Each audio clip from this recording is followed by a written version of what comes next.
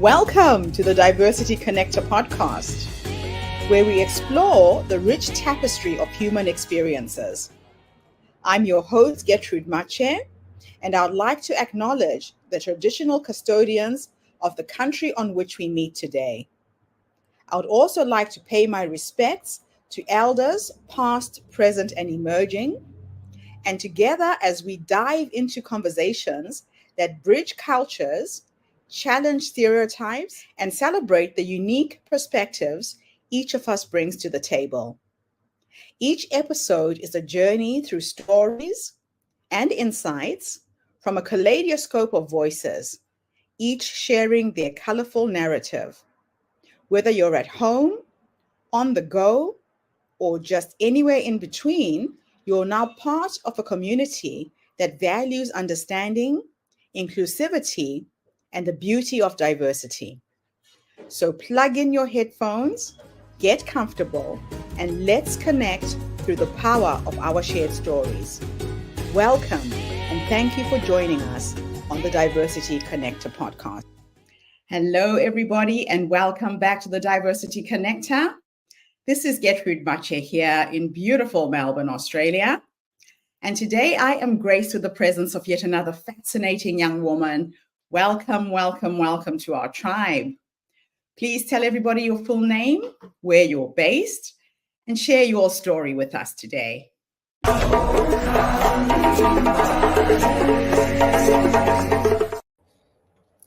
Hi everyone, my name is Chloe DeRosa. I'm coming to you today from Halifax, Nova Scotia, but that's not where my story originated from.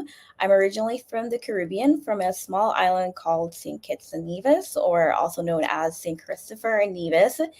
And I lived there for most of my life, born and raised, about 20 years until I immigrated to Canada.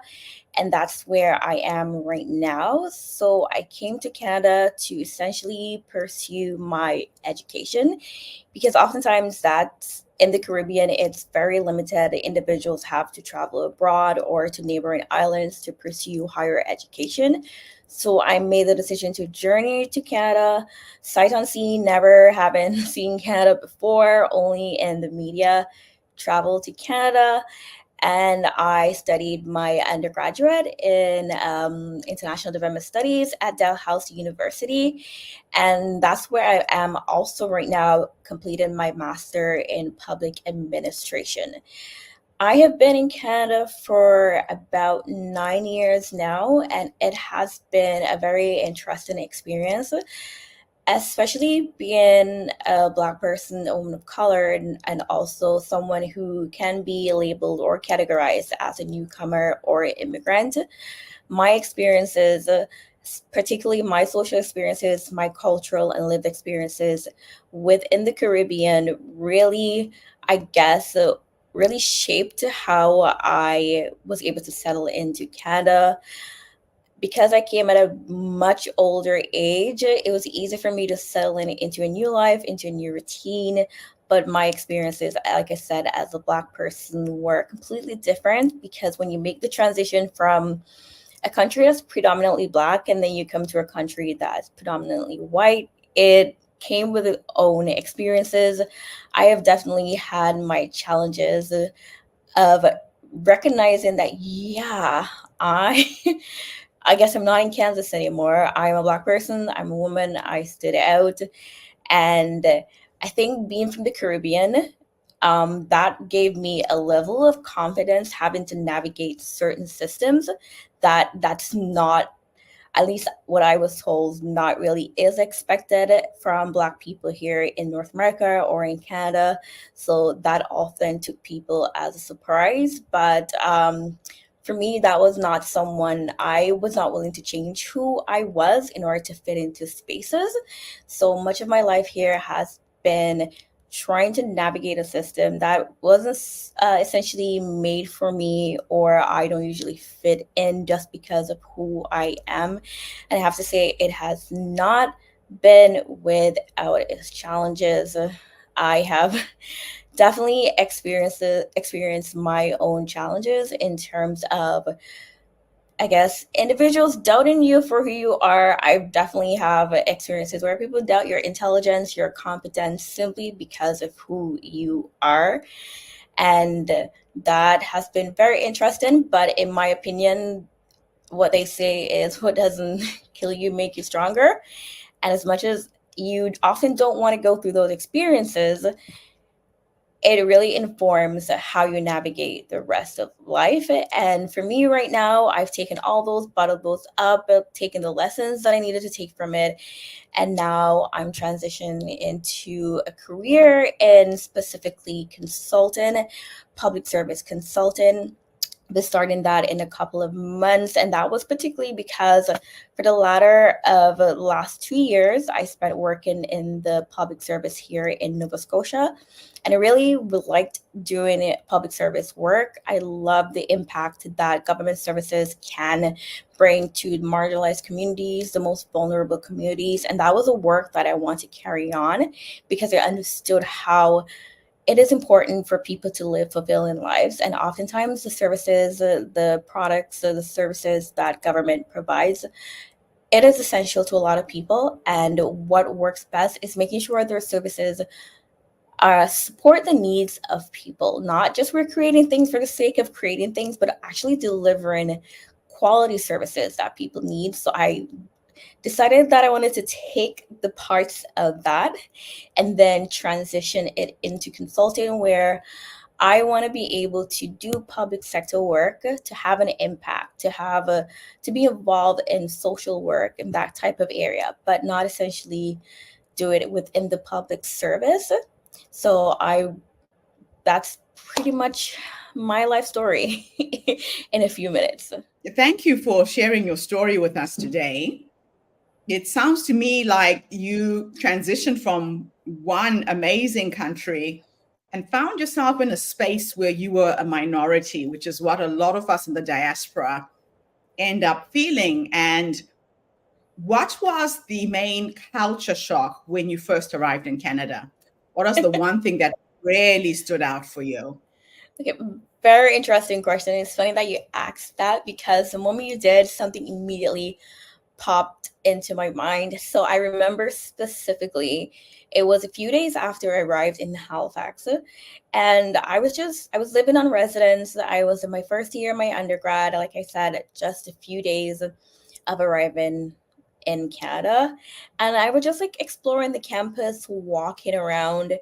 And for me, where I grew up, normally when you're walking around the community, or even if you're not walking around your community, especially where there's elders or just general people on the streets, you say good morning, you say hi. So I was walking around campus, just getting a feel of my space, and everyone I see, I would say good morning to, because it probably was like 9 o'clock in the morning, and I noticed that no one was answering me, no one was responding. It's like, okay. And then next day I walked around, do the same thing, and then I noticed no one's answering me, and I had a moment like, what is going on here? Is this my first? Is this racism? What is this? What is this discrimination?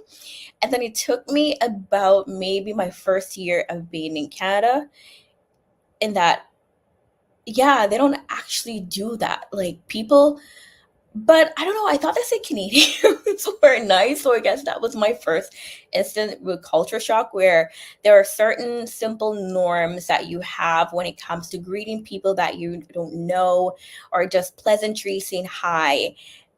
That was something that really came as a culture shock to me, because it is something that I honestly still do by default, because when you spend like 20 something years of your life conditioned to do one particular thing, and then it's kind of hard to remove that from your life. So immediately for me, not having, it seems very trivial, but not having people respond when you say hi, good morning, was a bit of a culture shock for me, especially So since they said Canadians are nice.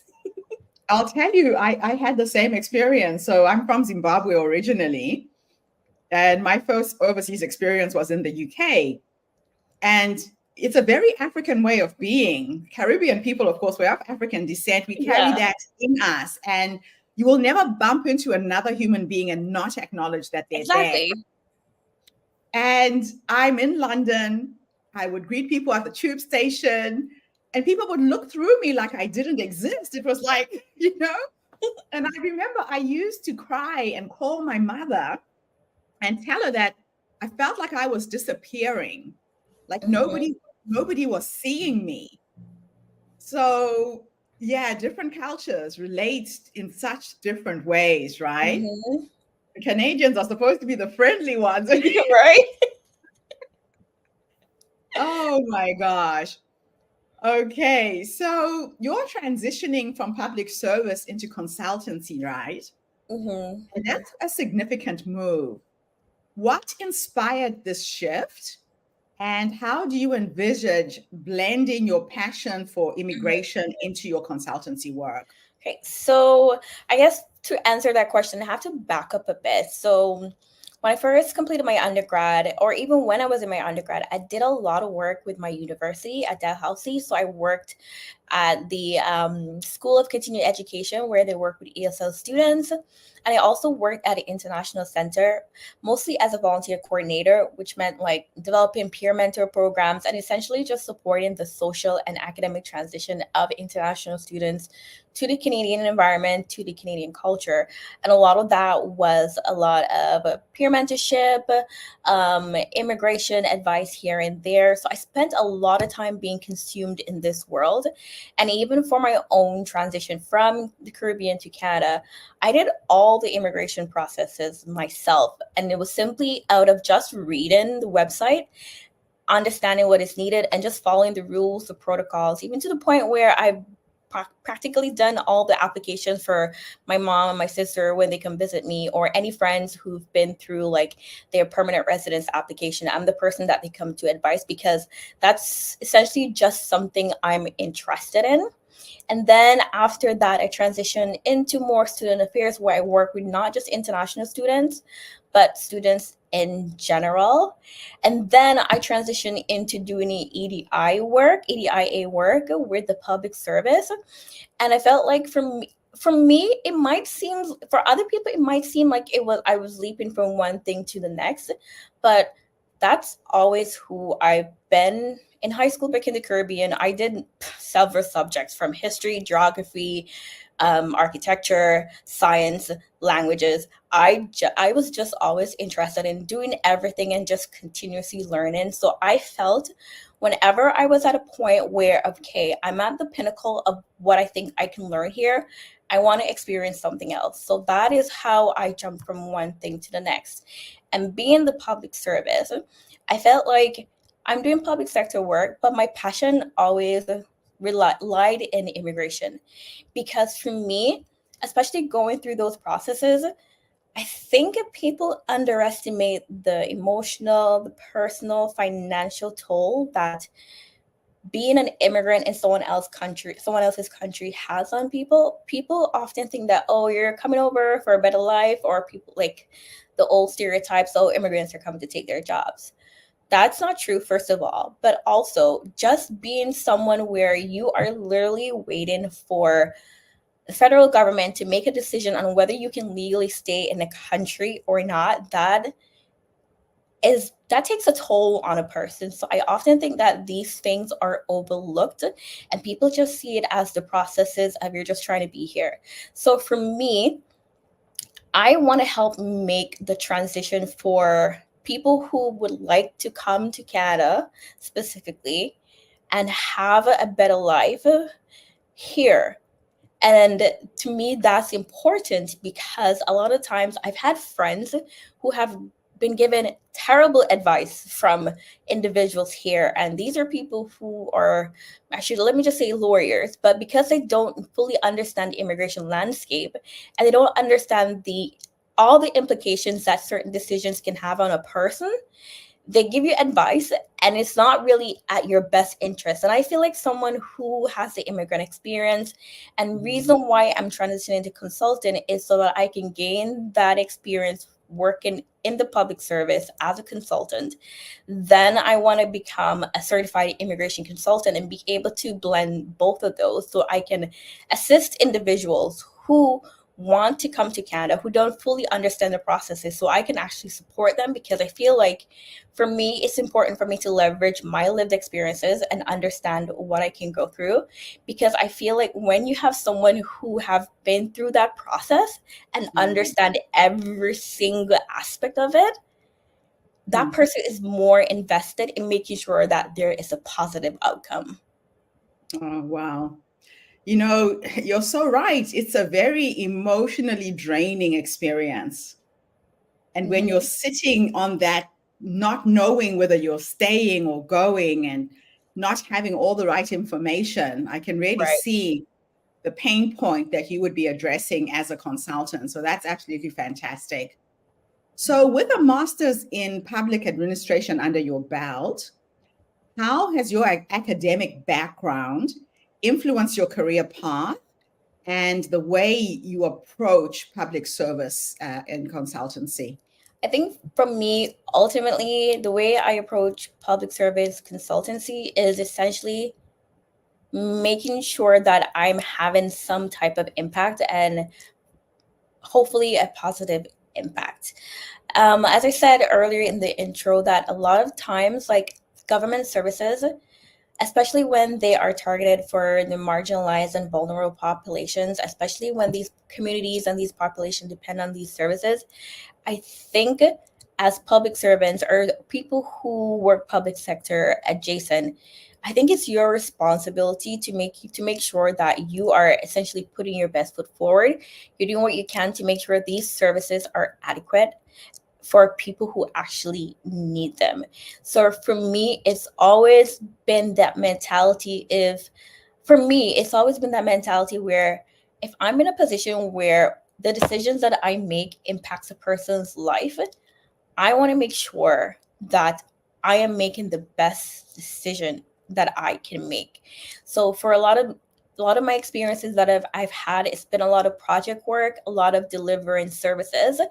And what I really loved about that work is the human aspect of it, where I get to go out and talk to people to understand what their needs are, what their pain points are, what their challenges are, and taking that information and see how we can interweave that into the services that we are offering people. A lot of times, services are developed without the user experience in mind. And I think that is often something that is not fully developed within the government, and something that the public sector, specifically consulting, does really well, is that they engage the people that these services are meant for. And that's the part that I really like. And that's the part that I think is critical to actually developing something and delivering something that people will actually use and will actually make a difference in their lives. So for me, I really approach this as the user experience at the forefront, because before we can do anything, we got to talk to the people to understand what they need. Now, you've mentioned the importance of public service work for you, right? Can you share a standout project or an initiative that maybe you were involved with that has truly made a difference in the community? One of the project that I guess I would say I was responsible for developing and leading was when I worked with the public service here, and I would say the community within the department that I was working with, specifically because I was tasked with developing an employee wellness program. I don't know why they thought that I could I could develop and lead a wellness program, but I just say, like, I'm just happy that I had the support of my ED, my executive director, of the associate deputy minister, to trust in me to actually develop something department wide that serves over 800 employees. But Wow. essentially, I was tasked with developing a department wide wellness program that would help employees prioritize their wellness. And for me, that was particularly important because as a public servant, you spend all day at your desk. You're lucky if you have a stand and sit desk, so you can stand and sit throughout the day. Or sometimes your work day is so hectic you can't even go outside for a coffee break or fresh air. So for me, it was really important to deliver something that people can access while they work, that can Right. help them prioritize their wellness, that can help them adopt healthy habits. So a lot of that was bringing in guest speakers, whether we're talking about mobility, we're talking about nutrition. We had engaging activities where we encouraged people to, you know what, get up from your desk for 10 minutes twice a day. And of course, all those were incentivized by cool prizes. And then what else? I think for me, it was really important and really rewarding to see people really engage, see people show up to the guest speakers that we invited, to see people send submissions, send it, taking selfies of them out on a walk. So it was really rewarding to see that people are engaging and hopefully they are adopting healthy habits, because I've been there. I've been a public servant where your day, as much as you might work 9 to 5, your days are actually longer than that, and you might not have enough time for yourself. So I was happy that I can bring something to them while they're at work. And key for me, which is something that I actually really is a pet peeve for me, when employees have lunch and learns and then they schedule them during your lunch.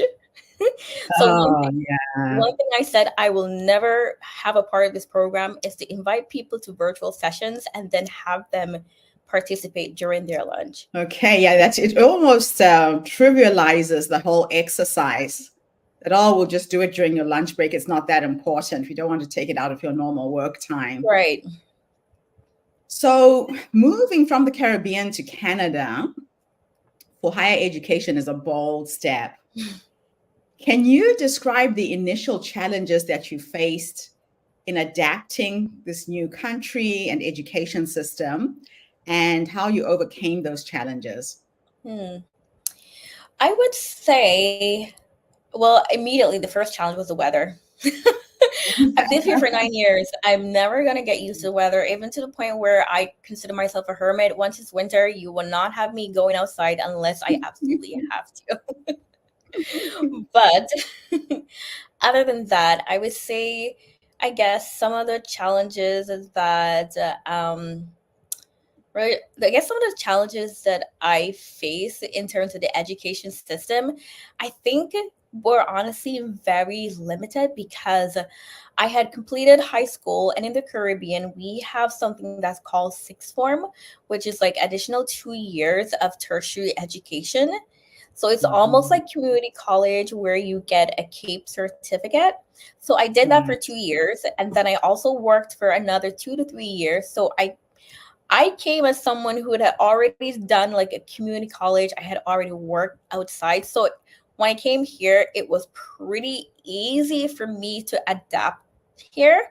And I also Right. feel like my education system, as much as sometimes when you are in the Caribbean and you're at school, you're wondering, what am I learning here? But it really prepared me for university. I was impressed. Like my first year, we had to complete first year writing courses, and my writing abilities was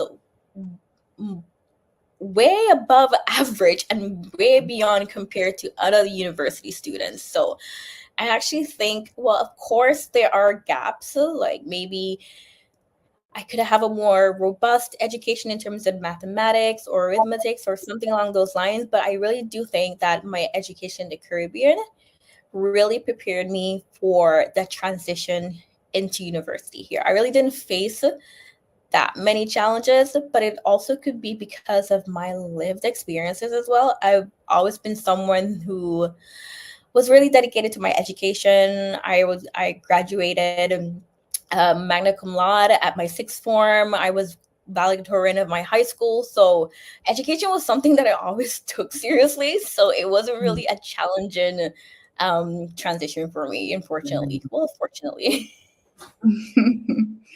Oh, that's good. And, so you obviously had the British system, because in Zimbabwe we had the same Yeah. thing. We went up to sixth form, so that was really Mm-hmm. good. You were kind of one up on all of your peers. So, as someone from St. Kitts and Nevis, how do you maintain and celebrate your Caribbean heritage while adapting to a new life in Canada? And are there any particular traditions or aspects of your culture that you hold close? Yeah, the food. I always stick to the food. I try to cook as much Caribbean food as I can. I cook in Caribbean style. Of course, I still dabble here and there with the more North American, but traditionally, if I could cook Caribbean food, I would. I always love when my mom come visit me so she can cook me food as well. I would always retain the food aspect of my culture. That's never something that I would abandon. Yes. Also, I heavily have my accent still the Caribbean. I still speak in, I guess, what we call Caribbean patois. Another aspect is that I am embraced in the Caribbean diaspora here. In university, I was heavily involved with the Caribbean Society, served on the executive, was involved in their community, in their activities. And a lot of my friends here are still Caribbean natives. So just being involved in the Caribbean activities, the people, the food, maintaining my mother tongue, as I say, are the ways that I hold on to my culture. I am, as much as when I grew up, I couldn't, being growing up on a small island of 68 square miles, it felt restricting to me. But Right. my Caribbean culture is something that I am 100% proud of.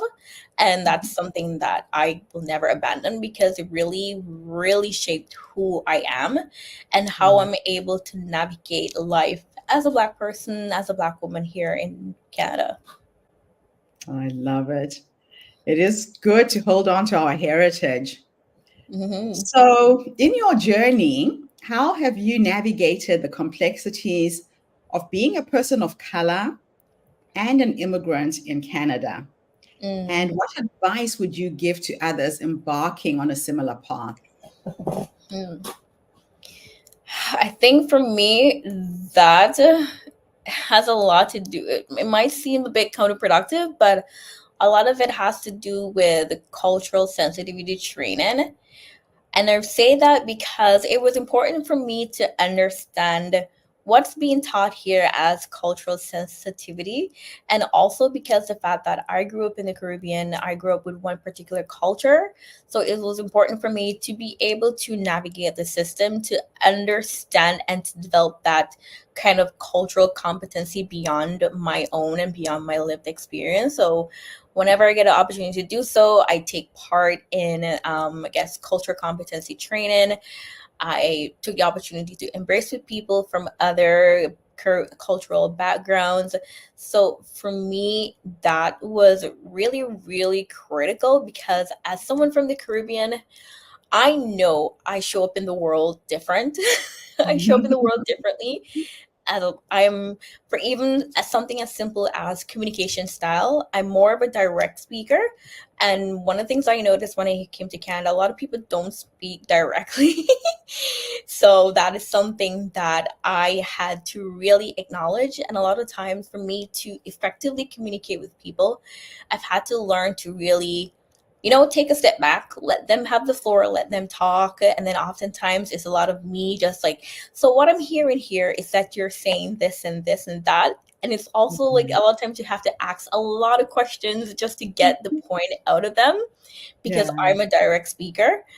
And a lot of people aren't comfortable with that. And that often comes off as someone being confident. That's not something I ever realized about myself before, but apparently I've been told this and I can't help it. But I feel like just being aware of how I show up in the world and how I show up in the world is often influenced by the background that I grew up in, my culture, and Mm. just understanding that not everyone is used to how Caribbean people navigate, and just being aware of that, being able to take a step back, have a little bit of humility, don't take things too personal, and just give us one of the things I learned here from Canada is grace. Give people grace. And That's that is something that I wonderful. actively work on, giving people grace. So now you've experienced life in the Caribbean and in Canada. From your perspective, how do these two distinct cultures approach diversity and inclusion, and what can they learn from each other? I would honestly say that unfortunately, Canada, unfortunately, my country is not as far as ahead in terms of diversity and inclusion, because the majority, of course, there are people from other cultural backgrounds and other races within my country, but in the true sense of diversity and inclusion, there that is really lacking. So while Canada is not perfect, and it does make the effort to, I guess, advance diversity and inclusion, whether it's the public sector, private sector, or whether you're at university, there are efforts being made to make people feel welcome, make people feel like they belong. Of course, it's not always going to be perfect, but I do feel that oftentimes when you're looking at a country that is made up of, I guess, 100% Black, well, not 100%, but let's say 80% Black people, we often think that, oh, we don't need to learn anything about diversity and inclusion. And that is where we go wrong. So I do think my country and a lot of countries that have that mentality, there is a lot to be learned from other countries who are more diverse in terms of different ethnic, different cultural backgrounds, such as Canada. There are things that could be learned. Like, for example, I never knew about things like microaggressions until I was in Canada. And then just reflecting on that, like, oh, yeah, I've experienced that not only here, but also in my own country. So there are elements that could be learned from, especially from countries, like I said, that are predominantly Black countries, because we feel like, oh, we don't need to learn about diversity and inclusion. We know how to do that. But what I do see, though, with regards to inclusion in terms of African countries or countries with people of African descent, is we are very welcoming of outsiders. Oh, we definitely are. You know, you will see somebody who doesn't look like you will make an effort to greet them, to speak to them, which is what you wouldn't find if you were in Canada or the UK or in some of these other Western countries. So I think in that sense, we are more inclusive of outsiders. We are less suspicious and curious. So people's curiosity would draw them in to find out where you're from, how you came, what you're doing. So that's one of the things that I miss about home myself. Yeah, because go ahead. No, finish off. No, I was going to say, because, sometimes there's always, I feel like there's always that question when you're asked, oh, where are you from? Like, why are you asking me where I'm from? So that question kind of hits differently when you're being asked it here or when you're being asked in a different country of a different cultural or racial makeup. Yeah, I'm a New Zealand citizen. I've been in New Zealand for 22 years. I've only moved to Australia 3 years ago. And in the 22 years of my stay in New Zealand, there isn't a day that went by when somebody didn't ask me where I was from. Oh. 22 years. And it got to a point where it's really irritating. But then I had to kind of look at it from their perspective and say, okay, they're just curious. Right. But because you stand out, we can't run away from this chocolate brown skin. You're going to stick out like a sore thumb wherever you go. So, yeah, that is just the challenge of being brown, I guess. I guess. Okay, so let me move on to my next question. Throughout your education and career, mentorship can play a crucial role. Have you had mentors who significantly impacted your journey? And how do you plan to pay it forwards? Okay, so I've definitely had mentors throughout my journey.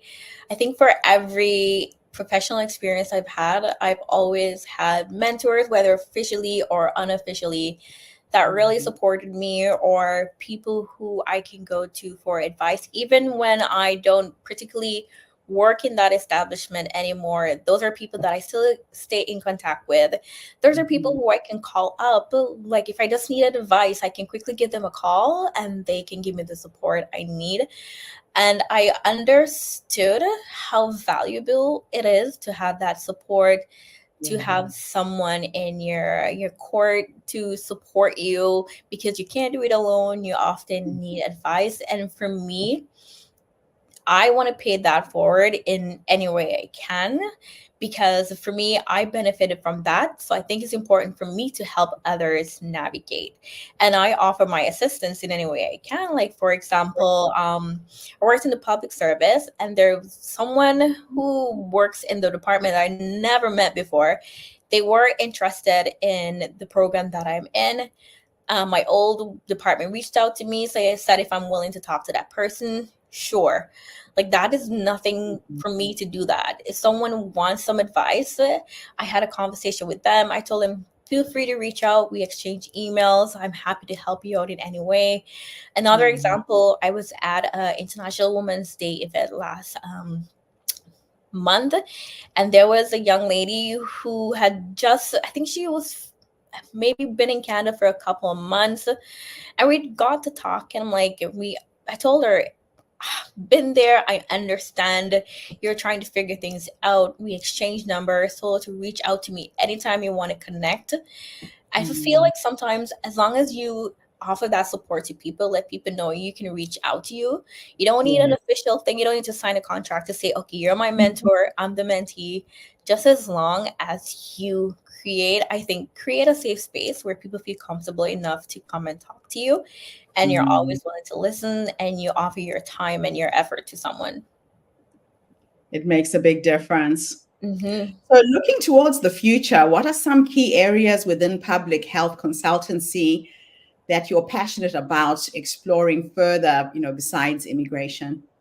I feel like in terms of public consultancy, I don't really have a particular specialization other than immigration. I know immigration is where I'll end up, whether it's 5 years from now, but between now and then, I want to get as much experience, whether it's with housing, social affairs, community development, healthcare.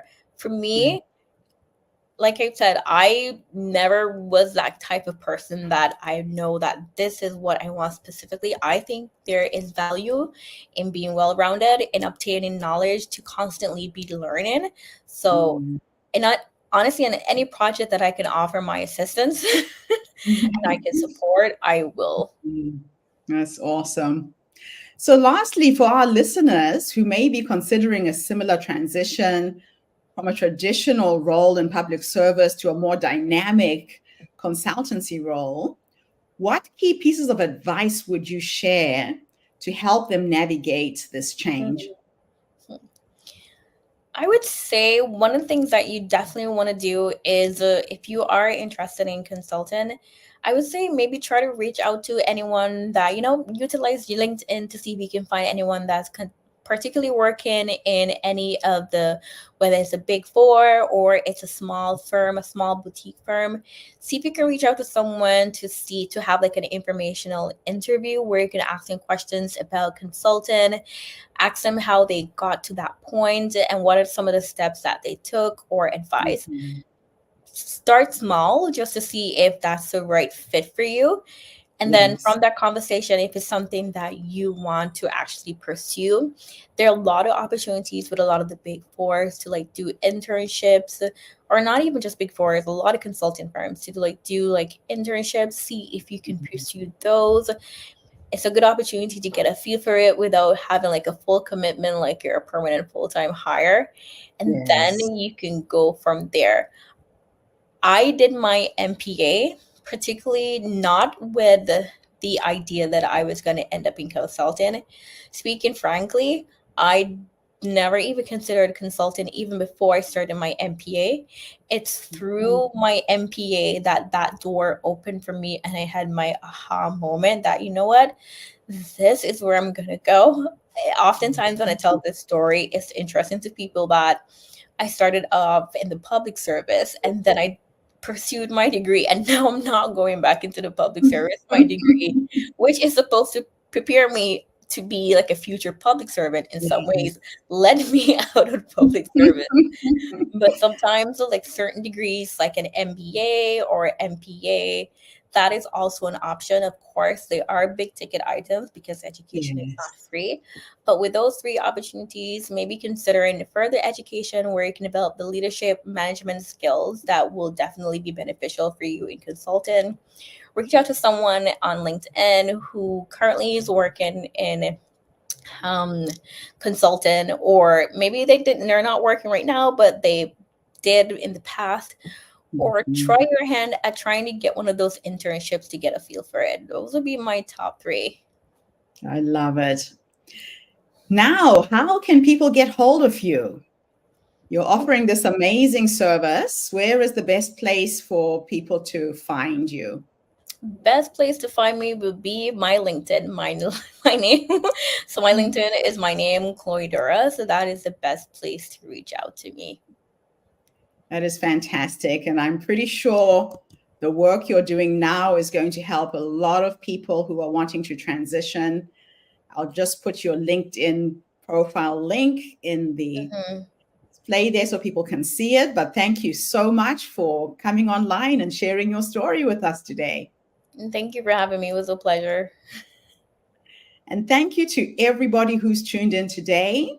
The Diversity Connector is a platform that brings you stories and voices of people from all over the world, celebrating and sharing our stories around diversity and inclusion. So tune in again tomorrow when I interview yet another amazing guest. In the meantime, have a fantastic day, morning, or evening, wherever you are in the world, and bye for now. Thanks again, Chloe. Thank you, mate. And that's a wrap, everybody, on today's episode of the Diversity Connector podcast. Thank you for tuning in and being part of our vibrant and global conversation. I'm your host, Gertrude Mache, and it's been an honor to share this space with you, where voices from all walks of life come together to weave a tapestry of diverse perspectives. Remember, every story you've heard today is a thread in the larger fabric of our shared humanity. So, as you step back into your world, carry these stories with you and let them inspire you to embrace and celebrate the rich diversity around us. Don't forget to subscribe, rate, and review our podcast to help us share these inspiring stories with more listeners. Do follow us on social media by looking for the Diversity Connector podcast for more updates. Until then, keep connecting, keep listening, and keep celebrating the beauty of diversity. This is the Diversity Connector podcast signing off. Stay curious, stay open,